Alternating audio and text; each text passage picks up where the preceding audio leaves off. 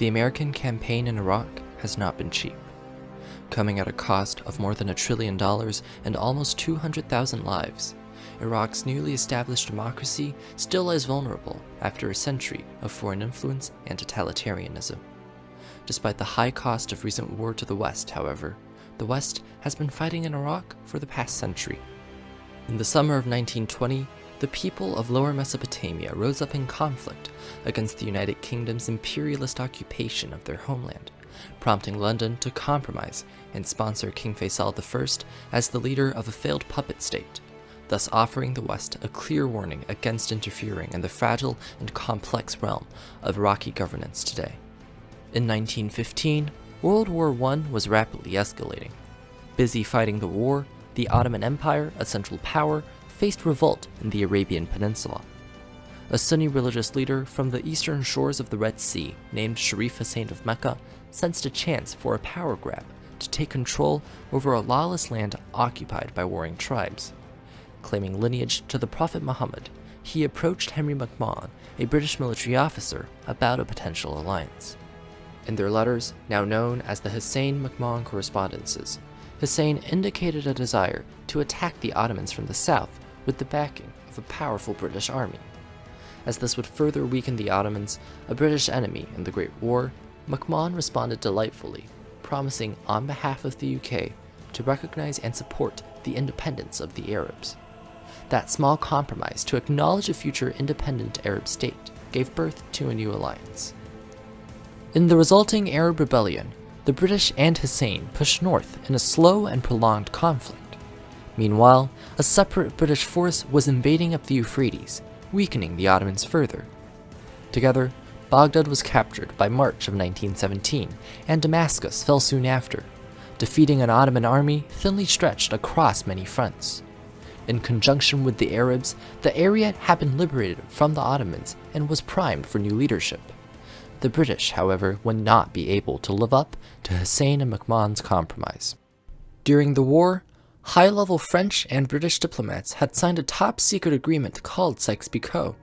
It divided up Mesopotamia into areas of control if they were to be won by the British forces. As fighting drew to a close, formal diplomatic discussions began.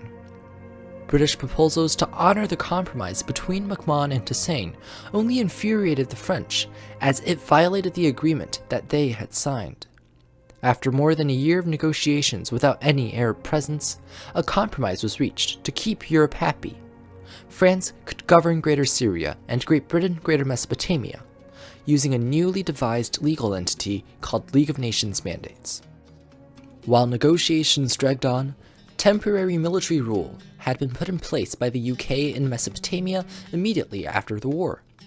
To locals, however, the military, with its excessive taxes and arbitrary and violent justice system, was even worse than the Ottomans that the UK had defeated. It crudely violated centuries-old local relationships that put local Sunni or Shia religious leaders or tribal leaders at the forefront of civic life. Spread of word of the impending mandates alarmed those religious and tribal leaders. Not only did they rightfully think the mandates were a blatant violation of McMahon's compromise that assured independence, but according to graduate researcher Wissam al-Shaibi, the truth is that they saw it for what it was, which was colonialism by other means. By summer of 1920, a revolt was on. Using their immense influence in society, religious and tribal leaders issued calls to the masses for disobedience and resistance. In Baghdad, thousands took to the streets to protest. Despite attempts by the British High Commissioner to resolve the impending conflict through negotiation, the violence escalated. Militias attacked British outposts, causing the British to retaliate in the cities with even more violence. While London eventually prevailed with superior weaponry, the conflict came at the cost of the lives of thousands of civilians and hundreds of British soldiers.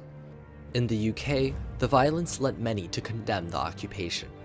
T.E. Lawrence, an influential war hero, labeled British efforts to govern a waste of life and money in the Sunday Times. With the suffering of the Great War fresh in everyone's mind, the public agreed with Lawrence. The Arabs had temporarily succeeded. The compromise between the French and the British had failed in Mesopotamia. However, the British still needed to counter French influence in Syria and control lucrative oil reserves. This forced British diplomats to look for a new compromise with locals to rule the region, said Purdue professor Stacey Holden. I don't know what the solution would be for European diplomats at that time to get what they think they needed without some form of colonialism. Their solution was announced at the Cairo Conference in 1921. A compromise was reached with Sharif Hussein to crown Faisal, his son, as the monarch of an Arab-led kingdom of Iraq. They wished that his status as a descendant of the Prophet Muhammad would grant him the influence to unite the new nation. At the other end of the compromise, London maintained its influence in the region by signing alliance treaties with Iraq beginning in 1922. The many documents granted London a presence in both the Iraqi oil industry and military, protecting British interests. The compromise, however, was doomed from the start. Faisal and his Hashemite family were Arabian Sunni Muslims sent to govern a mainly Shia and Iraqi land. I think it seemed to Iraqis as a kind of a bizarre choice of a monarch. Unsurprisingly, over the course of their 36-year reign, the royals consistently failed to assert their rule, having little say over the religious, tribal, and ethnic leaders that did as they pleased. The kingdom collapsed in 1958 after support from London tapered off, marking the end of monarchy, but not the end of conflict. A decade later, Saddam Hussein's Ba'athists rose to power in a coup of their own. Their 3 decades at the top were marked by violence against minorities and crippling wars against Iran and Kuwait.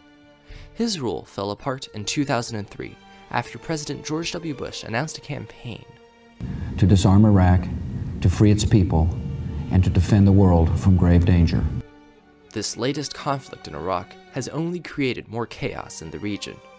While many Iraqis welcomed the American invasion, plenty, such as those led by Shia cleric Muqtada al-Sadr, took up arms to resist the American occupation with violence. Their uprising was quashed by a far superior American military, which proceeded to set up a democracy to promote compromise between all factions of Iraqi life. But even that democracy was tainted, since A constitution for Iraq was already written before the United States ever even occupied it. in fact, those who took power post-invasion in Iraq were mainly Shia Iraqis who had had the means to escape to the West and build formidable connections with foreign diplomats. There, they forced compromises, dividing up future governmental positions, while ordinary Iraqis died under Saddam. As expected, this democracy was flawed. During the 2010 election, the West blatantly manipulated post-election negotiations to ensure incumbent Nouri al-Maliki, an ally, would stay in power, despite not winning the most legislative seats. Meanwhile, religious, tribal, and ethnic leaders continued to fight their own conflicts, causing civilians caught in the crossfire, such as Qadim al-Jaburi, to feel much worse off.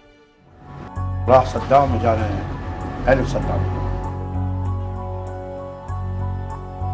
أحس كأنما إحنا العراق مخرج عندنا وبغداد يعني بصورة عامة. They say that not because they really want Saddam back. Okay. They say that because of the stability that having a regime like Saddam provided. Sure enough, in fresh elections this year, backlash against constant conflict materialized at the ballot box, as Sadr, the staunchly anti-American militant, led an alliance to win the most seats in the legislature last month. Sadr was a candidate of change, promoting a vision of an independently prosperous Iraq free of foreign interference.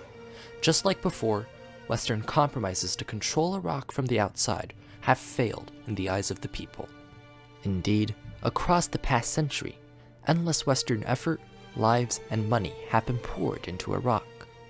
The British after World War I were just as guilty of this as the US was in 2003.